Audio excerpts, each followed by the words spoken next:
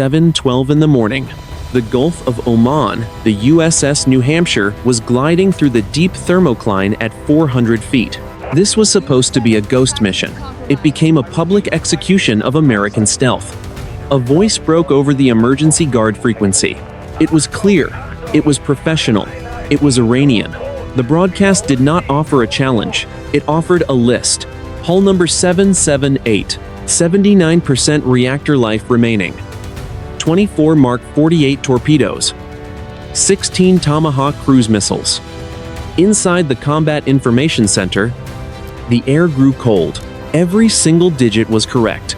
The Virginia-class attack submarine is the apex predator of the undersea world. Its hull is coated in advanced rubber tiles designed to swallow sonar.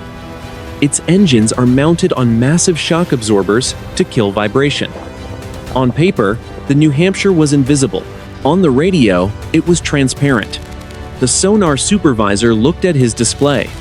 There was no active ping. No one had hit them, with a blast of sound to find their position. The Iranian Kilo-class submarine, the Tariq, was 5 miles away. It was an older boat, with older sensors. It should not have been able to see the New Hampshire at all. Yet the Iranian operator continued to read the American ship's internal status report as if reading a book. 5 miles to the east, the Tariq held its breath. Commander Mansour stood behind his sonar technician. He did not know where the data was coming from. It simply appeared on his primary tactical screen, green text on a black background. The location, the depth, and the very heartbeat of the American submarine were laid bare. Mansour was a professional. He knew this was an impossibility. He also knew he had to report it to his superiors in Tehran. The American captain, Commander Elias Reed, gripped the edge of the chart table. His ship was compromised, not by a weapon, but by information. If the Iranians knew his fuel state and his weapon load, they knew his mission endurance. They knew his teeth. He had no choice but to assume every secret of the New Hampshire was now property of the Iranian Revolutionary Guard. The captain spoke to his executive officer. "We are operating under the assumption that our tactical network is breached. Secure all external transmissions. Move us to depth." The executive officer nodded. "Sir, if they have this data, they have our signature. We cannot hide. Then we will stop hiding," Reed replied. Man battle stations. Flood tubes 1 and 2. The New Hampshire transitioned to a state of war. The silent routine of the morning was shattered. In the narrow corridors, sailors moved with practiced urgency. There was no shouting. There was only the clicking of switches and the low hum of cooling fans. The predator had become the prey. Deep in the water, the two submarines began a lethal dance. One was confused, the other was exposed. Both were armed, with enough thermal energy to turn the Gulf into a graveyard. The morning was still quiet. It would not stay that way. 7:17 in the morning. 5 minutes since the first broadcast. The New Hampshire went to silent running. It was a gesture. It was a performance. Every sailor on the boat knew the truth. Stealth is a shield made of shadows. When the shadows are gone, the shield is useless. The executive officer stared at the tactical display. He spoke to the captain. "Sir, the data they are broadcasting, it is not just our inventory, it is our telemetry. They are reading our ballast levels in real time. They are reading our speed, 12 knots, .5. Captain Reed looked at the sonar station. "Chief, tell me you have a source. Tell me there is a drone in the water." The sonar chief did not look up from his screen. "Negative. The water is clean. No active sonar. No thermal wakes. We are alone in this box. But someone is watching us from inside our own skin." Inside the Iranian submarine Tariq, Commander Mansour felt the weight of the moment. He was a veteran of the submarine force. He knew the Americans were supposed to be invisible. He knew his own ship was a relic by comparison. Yet the data on his screen was absolute. It showed the New Hampshire turning. It showed the American ship increasing its depth to 500 feet. Mansour watched the depth gauge on his screen flicker.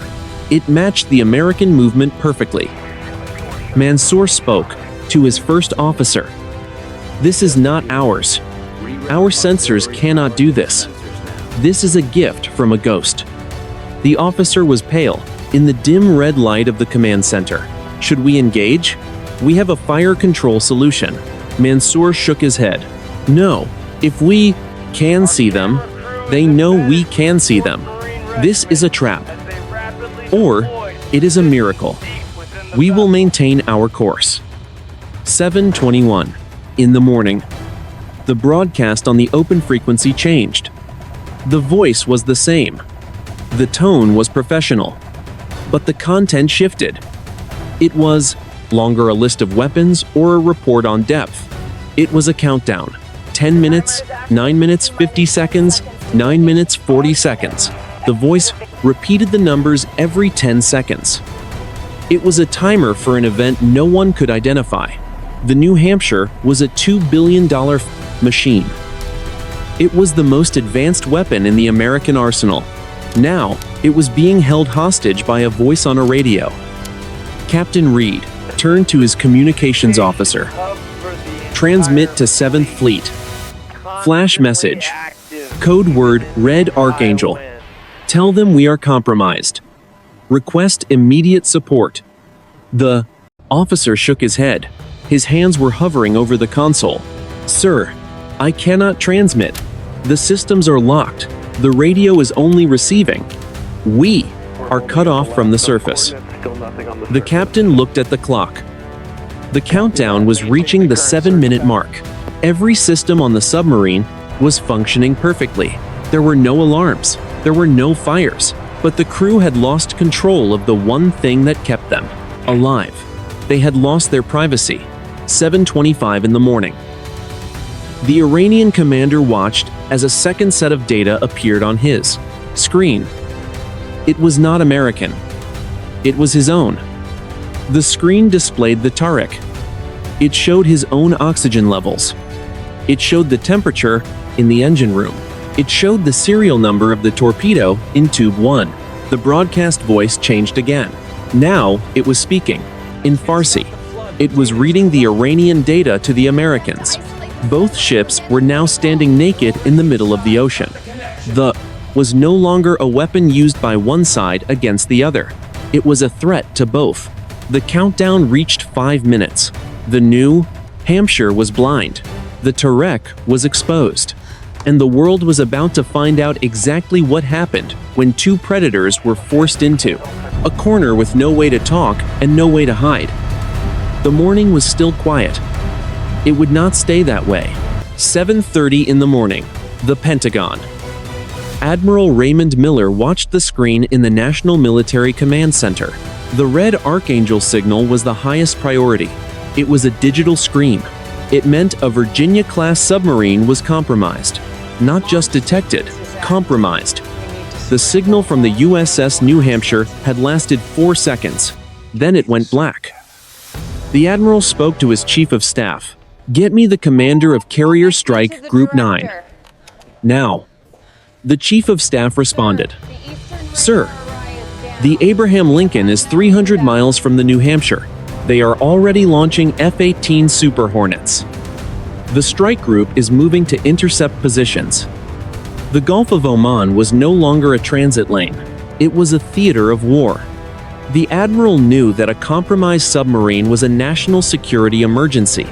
If the Iranians had the telemetry of a Twet, Virginia-class boat, 20 years of American underwater dominance was gone. But the data was too perfect. It was too fast. It looked like a direct feed from the American ship's own central processor. 7:32 in the morning, Tehran. Inside the Naval Operations Center, the atmosphere was equally frantic. Iranian officials watched a mirror of the data on their own screens. They did not know the source. Their own boat, the Tariq, was now broadcasting its own internal status. Every secret of the Iranian Kilo-class submarine was being pushed onto an open frequency for the world to see. This was a catastrophe for Iranian naval intelligence. Their pride was being stripped bare. The commander in Tehran issued a direct order. Tell the Tariq to surface immediately. If they cannot surface, tell them to prepare for an engagement. 7:35 in the morning. Under the surface, the New Hampshire and the Terek were now within 4,000 meters of each other. In the world of submarine warfare, this was a knife fight. Captain Reed stood in the center of the American control room. The countdown was at 2 minutes. The voice on the radio was steady. It was relentless. 2 minutes. 1 minute, 50 seconds. 1 minute, 40 seconds. The sonar supervisor spoke. "Captain, the Terek is opening its outer tube doors. They are preparing to fire." "Flood tubes 3 and 4, Reed ordered. "If they launch, we counter-launch immediately. We do not wait for impact." The executive officer wiped sweat from his forehead. "Sir, look at the data. The broadcast is now sending out the targeting solution for both boats. It is showing the Terek where we are. It is showing us where the Terek is. It is forcing us into a kill zone." The New Hampshire was no longer a silent hunter. It was a target. The digital ghost was not just watching. It was coaching the two ships into a mutual destruction. The American crew watched their own torpedoes arm. The sensors showed the Iranian torpedoes doing the same. The countdown hit 90 seconds. The water around the two ships was thick with tension. High above, the sound of jet engines began to filter through the surface. The Abraham Lincoln was closing the distance. The Iranian Air Force was scrambling from the mainland. Two nations were converging on a single point in the ocean. Neither side knew who had started the clock. Both sides were ready to finish it. The voice on the radio grew louder. It seemed to vibrate through the hull of the New Hampshire. 60 seconds. 7:39 in the morning. The Gulf of Oman. The broadcast on the emergency frequency did not stop at weapons and depth. It shifted into something more intimate.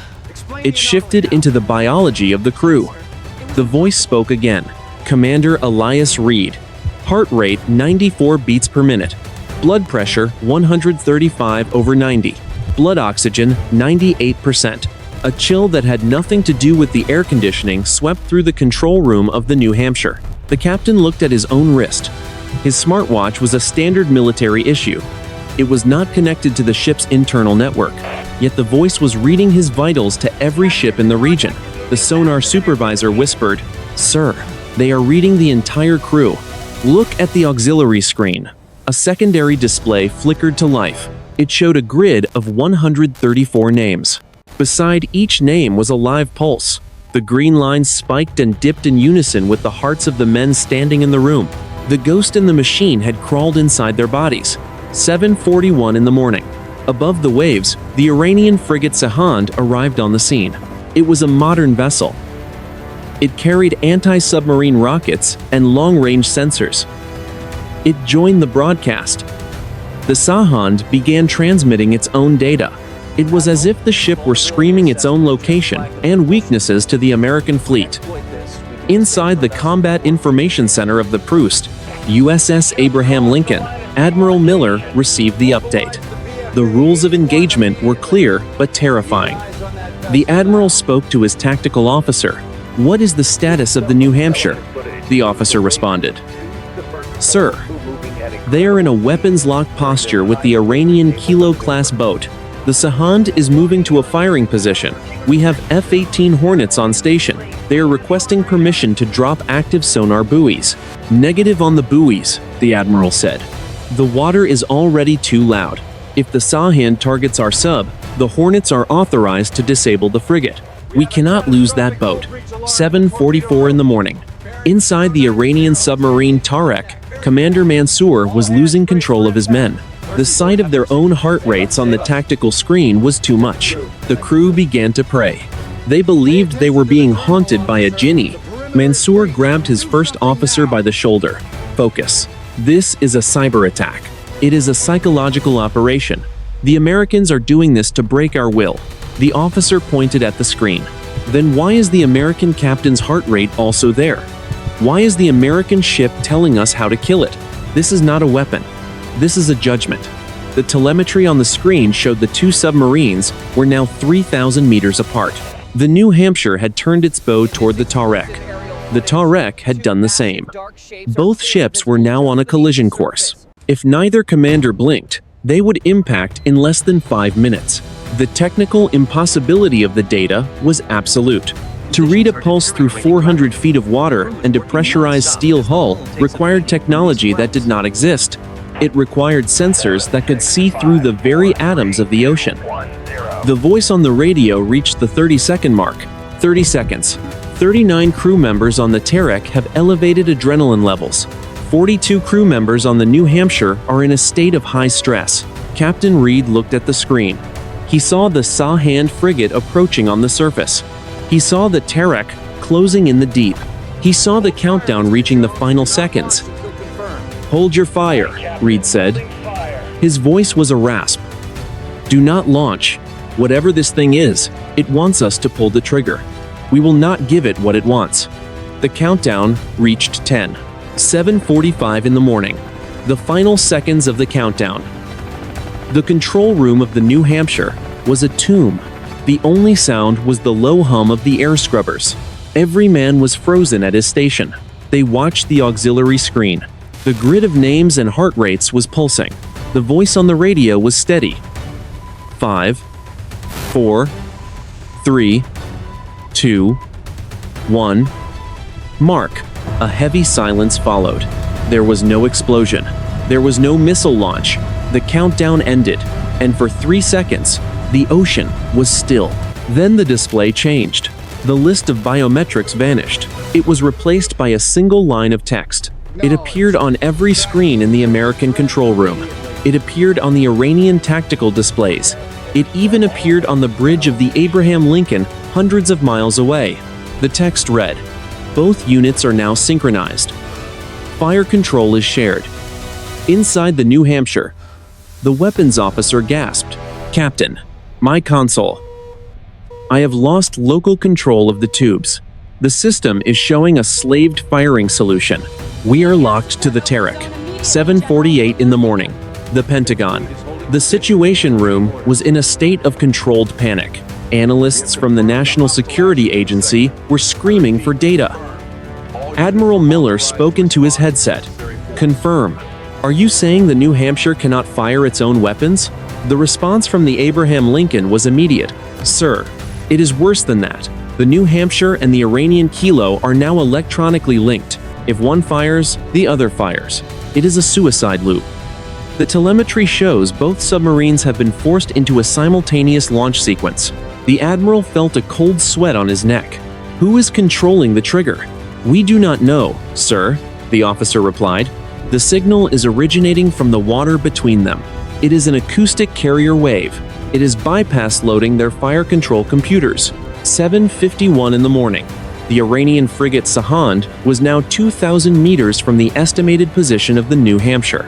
The Iranian commander on the surface was under direct orders from Tehran. He had to protect the Terek. He had to neutralize the American threat. The Sahand began to ping with active sonar. The sound was like a hammer hitting a bell inside the hull of the New Hampshire. It was a declaration of intent. Inside the American submarine, Captain Reed looked at the sonar display. The Sahand is preparing an anti-submarine rocket launch. If they drop those rockets, the Terek will think we fired. The system will trigger our torpedoes. We have to move. The executive officer shook his head. If we move, our signature changes. The system might interpret that as an evasion maneuver and launch the countermeasures. We are pinned. On the Terek, Commander Mansour was facing the same reality. He saw the Sahand approaching. He saw the American F-18 jets circling above. He knew that one mistake by any player in this theater would result in a total war. Mansour spoke to his crew. "Do not touch the consoles. Keep your hands visible. We are no longer in command of this ship. We are observers." 7:54 in the morning. The escalation reached its breaking point. Two submarines were locked in a digital embrace. A frigate was charging on the surface. A carrier strike group was preparing to strike from the horizon. All of them were being watched by a ghost that knew their names, their hearts, and their fears. The technical analysts on the Abraham Lincoln identified the source of the interference. It was not a ship. It was not a submarine. It was a series of small, autonomous buoys that had been pre-positioned on the seafloor months ago. They were silent until this morning. Now, they were screaming. The American and Iranian commands were both staring at the same precipice. Neither side wanted to blink. Both sides were preparing to commit everything. 7:55 in the morning. The Gulf of Oman. The Iranian frigate Sahand moved into a firing position. Its anti-submarine rockets were raised. The crew on the surface believed they were defending their own. They did not know the truth of the digital link. Inside the New Hampshire, the sonar chief shouted, "Captain, the Sahand has a firing solution. They are active tracking us." Captain Reed looked at his weapons officer. The officer had his hands behind his head. He was not touching the controls. Yet the screen showed the torpedoes in tubes 1 and 2 were fully armed. The targeting lead was perfect. The system was prepared to kill the Terek. 7:56 in the morning. Under the waves, the Terek was in the same state of paralysis. Commander Mansour stood in the center of the cramped control room. His hands were gripped white on a handrail. He watched the screen. His own torpedoes were warm. They were locked onto the New Hampshire. "We are not doing this," Mansour whispered.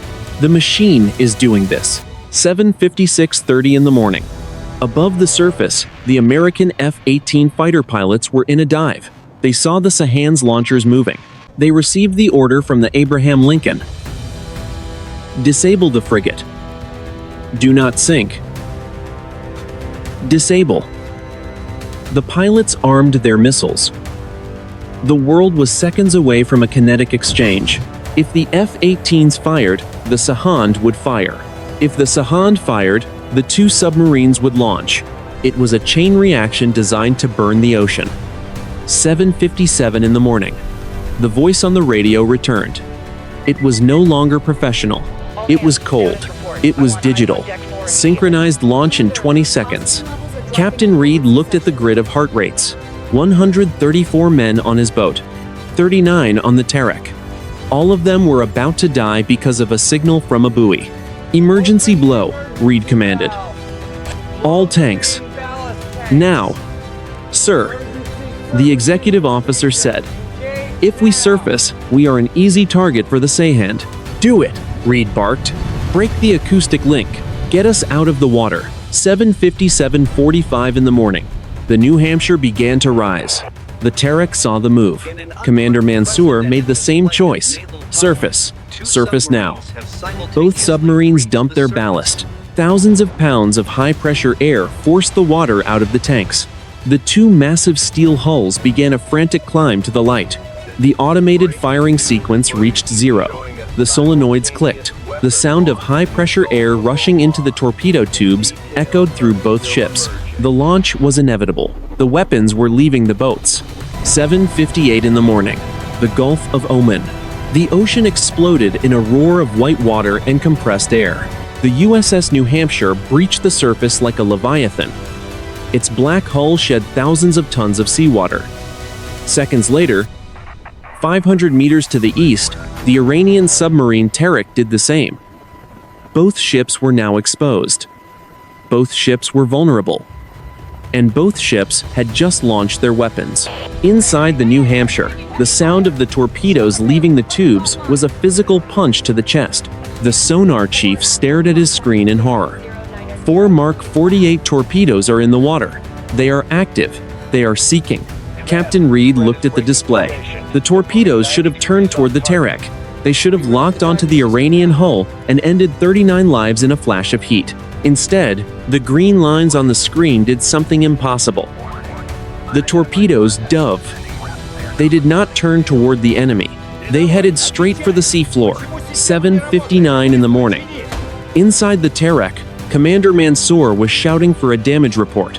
His own Russian-made torpedoes had also cleared their tubes. They were high-speed wakehomers. They should have been tracking the American submarine, but the Iranian sensors showed a different story. The weapons were spiraling. They were lost in a cloud of digital noise. "They are not tracking," the first officer yelled. "The weapons are ignoring the American ship." The sonar technician pointed at the primary display. "Commander, look at the acoustic signal. The torpedoes are not lost. They have a target. They are attacking the source of the broadcast." 8 o'clock in the morning. The ocean floor erupted. 4 American torpedoes and 2 Iranian weapons impacted the seafloor at 30 knots. They struck the small, autonomous buoys that had been controlling the ships. A series of muffled thuds vibrated through the hulls of both submarines. The digital link snapped. The screens in the New Hampshire flickered. The heart rates of the crew vanished. The inventory of weapons disappeared. The slaved firing solution was gone. Control returned to the American crew in a sudden, jarring wave of silence. The executive officer looked at the captain. "Sir, the signal is dead. The buoys were destroyed by our own weapons." Captain Reed did not answer. He was listening to the radio. The emergency guard frequency was no longer broadcasting the digital voice. Instead, there was a new signal. It was high bandwidth. It was encrypted, and it was coming from a massive commercial container ship 5 miles to the north. 8 o'clock and 30 seconds in the morning. The container ship was the Ever Sovereign. It was a Panamanian flagged vessel. It was supposed to be carrying electronics and machine parts from Singapore to Rotterdam. But as the New Hampshire watched on its surface radar, the Ever Sovereign began to transmit a massive burst of data toward a satellite. The voice on the radio was different now. It was a human voice. It was speaking English with an accent that was neither American nor Middle Eastern. Test Cycle 4 is complete. Tactical synchronization achieved. All physical evidence neutralized. Initiating extraction. The message was not meant for the submarines. It was a report to a master. Captain Reed stood on the bridge of the New Hampshire. The morning air was hot. He looked across the water and saw the Terek. He saw Commander Mansour standing on the bridge of the Iranian boat. The 2 men were less than a mile apart. They could see each other through binoculars. Neither man ordered his crew to fire. Both men were looking at the container ship. The American F-18 jets roared overhead. They did not dive on the Sahand. The Sahand did not fire its rockets. The entire theater of war had come to a grinding, confused halt. The pivot was complete. The ghost in the machine was not a weapon belonging to a nation. It was a product, and the Gulf of Oman had just been used as a showroom. 8:05 in the morning, the Gulf of Oman. The air on the surface was thick with humidity and the smell of diesel. Captain Reed stood on the bridge of the New Hampshire. He held a pair of binoculars. To his left, the Iranian submarine Terek sat low in the water. To his right, the container ship Ever Sovereign was already altering its course. The captain spoke to the bridge officer, confirmed the signal source. "Was it definitely the Ever Sovereign?" The officer responded. "Positive. The burst was directional. It was aimed at a satellite in high orbit. The encryption is military grade, but it is not a known Iranian or American signature."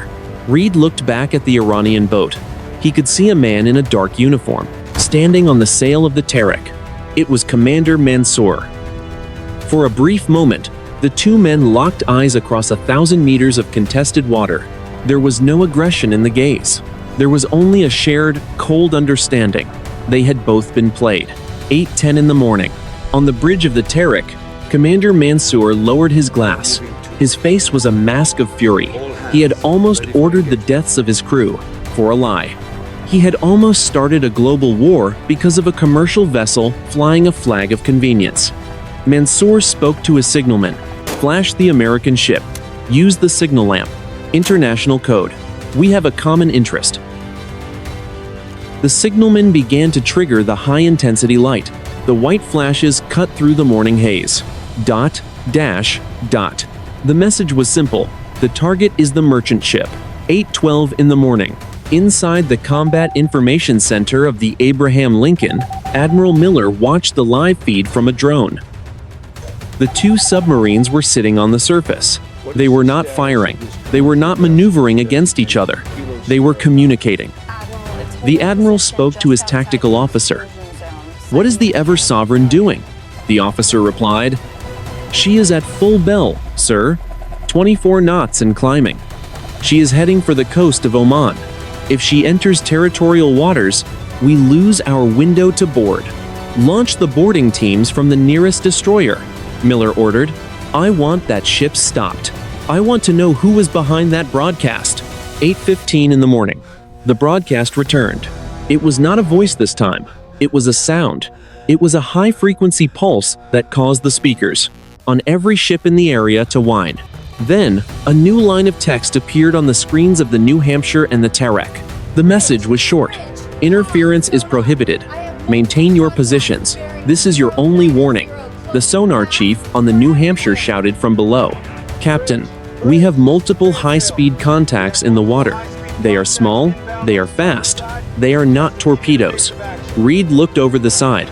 In the clear water, he saw 4 white streaks moving with impossible speed. They were coming from the direction of the Ever Sovereign. They were not aiming for the hull. They were aiming for the rudders. The Ghost was no longer testing its product. It was defending its exit. 8:18 in the morning. The Gulf of Oman. The high-speed contacts were silent. They did not have the heavy acoustic signature of a traditional torpedo. They moved with a high-pitched whine that sounded like a saw cutting through glass. There were 4 of them. They moved in perfect formation. 2 headed for the American submarine. 2 headed for the Iranian boat. Captain Reed watched the wake from the bridge. Brace for impact. Aft section. The strike was surgical. There was no massive explosion of TNT or plastic explosive. Instead, there was a sharp, metallic crack that echoed through the hull of the New Hampshire. The submarine shuddered. It was not the stagger of a ship taking a mortal blow. It was the jolt of a machine being caught in a gear. From the control room below, the report came up the ladder. Captain, the rudder is jammed. We have lost all directional control. The actuators are non-responsive. It looks like a mechanical foul. Across the water, the Tarek was suffering the same fate. The Iranian submarine began to yaw slowly to the right. Its propellers were still turning, churning the green water into white foam, but it was no longer a vessel. It was a kinetic object with no way to steer. The Ghost had not killed them. It had shackled them. 8:21 in the morning. The Ever Sovereign was now 4 miles away. It was moving at a speed that was technically impossible for a container ship of its size. Its wake was enormous, trailing behind it like the tail of a comet. The ship was heading for the 12-mile limit of Omani territorial waters. Once it crossed that line, any American military intervention would become a diplomatic nightmare. Captain Reed picked up the bridge radio. He did not switch to the encrypted tactical net. He stayed on the open frequency. He knew the world was listening. He knew the Ghost was listening. Tarek. This is the commanding officer of the New Hampshire. Do you receive? A long silence followed. The only sound was the rush of the wind and the distant drone of the F-18. Hornets circling above. Then the radio crackled. The voice of Commander Mansour was weary. New Hampshire. This is Tarek. We receive. We are disabled. Our steering is gone. As is ours, Reed said. I am proposing a temporary cessation of hostilities. We are both in a state of navigational emergency. Do you agree to a mutual stand-down? Agreed, Mansour replied. We will not man our weapons. We will focus on damage control. The enemy is no longer in the water between us. 8:25 in the morning. It was a moment that defied a century of naval doctrine. 2 of the world's most advanced underwater platforms were floating side by side, neutralized by a handful of autonomous drones, launched from a merchant ship. The crew of the New Hampshire stood on the deck, looking across at the crew of the Tarek. There were no insults. There were no gestures of defiance. There was only the stunned silence of professionals who realized their entire world had just been rendered obsolete. Inside the New Hampshire, the sonar chief stared at his dead display. They didn't just hit us, Captain. They used a shape memory alloy.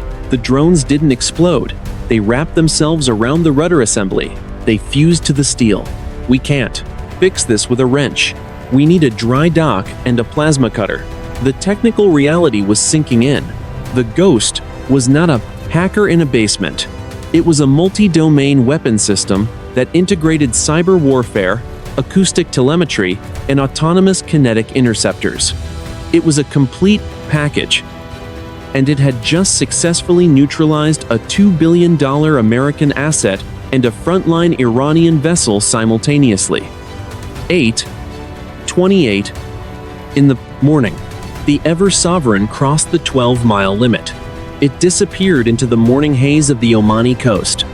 The American boarding teams, launched from the destroyer USS Higgins, were still 5 minutes away. They slowed their engines.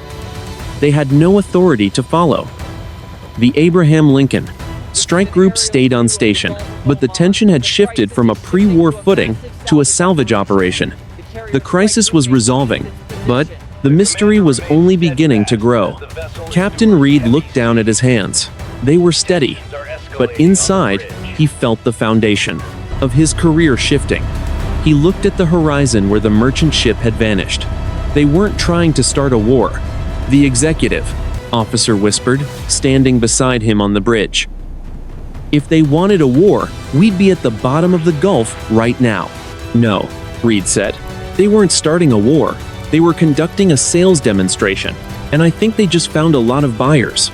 The morning was hot, the water was calm, but the silence of the Gulf of Oman felt heavier than any storm. 8:45 in the morning. The Gulf of Oman. The destroyer Higgins arrived on the scene. It moved between the two disabled submarines like a silent shepherd. Its 5-inch gun was manned, but it was trained on the distant horizon, not on the Iranian boat. The crisis had moved from a tactical nightmare to a logistical recovery. The air was heavy and still. Inside the New Hampshire, the mood was somber. There was no relief in the control room. There was no joy in having survived the countdown. A $2 billion warship had been rendered a stationary target by a merchant ship. The crew worked in silence, their movements mechanical and precise. They were professionals, and they felt the sting of a failure they could not have prevented. Captain Reed stood by the periscope pedestal. He was watching the Iranian frigate Sahand. The Iranian ship was slowing its approach to the Tariq. The Iranian crew was visible on the deck, preparing heavy hawsers for a tow. Reed did not see enemies. He saw men who had been trapped in the same digital cage. 8:55 in the morning. Commander Mansour stood on the bridge of the Tariq. He watched the American destroyer Higgins. He knew his own reinforcements were securing the lines. The Iranian commander did not order a salute. He did not order a gesture of defiance. He simply stood on his bridge and waited. His pride was wounded, not by American steel, but by a ghost that had made his ship a puppet. Mansour spoke to his first officer. Record every detail of the drones. Every frequency. Every harmonic. If this technology is for sale, we must know who is buying. The world changed at 7:12 this morning. We cannot afford to be the only ones who do not know the price. 9:15 in the morning, the tow lines were secured. The New Hampshire was tethered to the Higgins. The Tariq was tethered to the Sahand. The two submarines, once the most feared predators in these waters, were being led away like broken toys. They moved in opposite directions, their wakes crossing one last time. Inside the New Hampshire, the communications officer approached the captain. He held a digital tablet. His face was pale. "Sir," the officer said, "we recovered a final data fragment from the sonar logs. It was transmitted by the buoys seconds before our torpedoes destroyed them. It was a wide-spectrum broadcast. It was not encrypted. It was meant to be found." "What was the content?" Reed asked. His voice was flat. The officer held out the tablet. It was a web domain, and a countdown for an auction. The title of the page was The Transparent Ocean Package. It lists the New Hampshire and the Tariq as case studies. It includes our heart rates from 10 minutes ago as proof of accuracy. The realization hit the room like a physical weight. The entire encounter, the breach of the American network, the synchronization of the weapons, the biometric tracking had been a live-fire catalog. Somewhere, a private corporation or a non-state actor had just proven they could neutralize the naval power of two world-class militaries without firing a single shot of their own. They had used the Gulf of Oman as a showroom. 9:45 in the morning. The two groups diverged. The Americans headed toward the deep water of the Arabian Sea and the safety of the carrier strike group. The Iranians turned toward the coast of Jask. There was no final radio call. There was no acknowledgement of the truce. Both sides were retreating to lick their wounds and rewrite their doctrines. Captain Reed took one last look at the Terek through the binoculars before descending into the hull. The Iranian boat was a dark sliver on the horizon. "The silent service is dead," Reed whispered to the empty bridge. The Gulf was empty again. The sun was high and unforgiving. The water was a perfect, deceptive blue. But the maps were being redrawn in every capital in the world. The era of stealth was over. The era of the transparent ocean had begun. 3 days later, Washington, District of Columbia. The briefing room in the sub-basement of the Pentagon was windowless and chilled to 64 degrees. Admiral Miller sat at the head of a mahogany table. Across from him were 3 analysts from the Office of Naval Intelligence and a silent representative from the National Security Agency. The digital display on the wall showed a satellite photo of the Ever Sovereign. The ship had been found drifting 50 miles off the coast of Oman. When the Navy SEALs boarded the vessel, they found no one. No captain, no engineers, no cook. The bridge was empty. The engine room was running on an automated cycle. Admiral Miller broke the silence. "The report says the server room was sanitized. Give me the details." The lead analyst adjusted his glasses. "Sir, they used a thermite-based self-destruct system. Every circuit board on the ship was turned into a puddle of slag the moment the vessel crossed the 12-mile limit. We recovered the hulls of the drones from the rudder of the New Hampshire. They are made of a carbon fiber composite that leaves almost no sonar signature. The propulsion is a solid-state ionic drive. It is silent, it is fast, and it is completely new." "And the biometric data?" the Admiral asked. "How did they read the captain's heart rate through a pressurized hull?" The analyst paused. "We believe they weren't reading it through the hull, sir. We believe they were reading it from the ship's own internal wireless network. Even on a submarine, there are leaks. Bluetooth signals from personal devices. Wi-Fi ripples from maintenance tablets. The buoys on the sea floor acted as giant antennas. They didn't have to break into our computers. They just listened to the noise we didn't know we were making." 700 miles to the east, in a secure facility outside of Tehran, Commander Mansour sat in a similar room. He was being questioned by officers of the Revolutionary Guard. His career was over, but his life had been spared because he had not fired first. The Iranian analysts reached the same conclusion as the Americans. The Terek had been compromised by its own aging hardware. The interference had been a masterclass in multi-domain warfare. The ghost was not a person. It was an algorithm. It was a piece of software that had been trained to recognize the acoustic and electronic fingerprints of every major naval vessel in the world. The transparent ocean package was now the most discussed topic. In the classified circles of every global power, the auction had ended 24 hours after the incident. The identity of the buyer was unknown, but the price was rumored to be in the billions. The strategic assessment was grim. For a century, the submarine had been the ultimate instrument of stealth. It was the hidden hand of national power. That hand was now visible. The Admiral looked at the photos of the New Hampshire being towed into port. The black hull looked small against the backdrop of the carrier.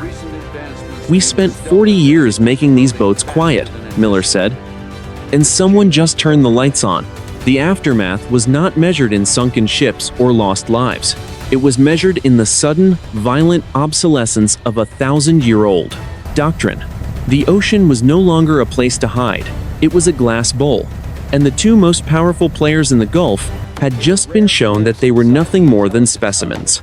The geopolitical fallout began to ripple. Treaties were reviewed. Budgets were shifted. The silent service began a frantic race to harden its networks, but the damage was done. The secret was out. The ocean was transparent. 10:15 in the morning. The Naval War College, Newport, Rhode Island. The auditorium was filled with the highest-ranking officers of the submarine force. They sat in a silence that was heavier than the deep ocean. On the main screen, a single image was frozen. It was the digital grid of heart rates from the USS New Hampshire. 134 pulses. 134 lives that had been held in a stranger's hand. A retired admiral stood at the lectern. He did not use a microphone. His voice carried through the room like a low-frequency sonar ping. The incident in the Gulf of Oman was not a skirmish, the admiral said. It was an obituary.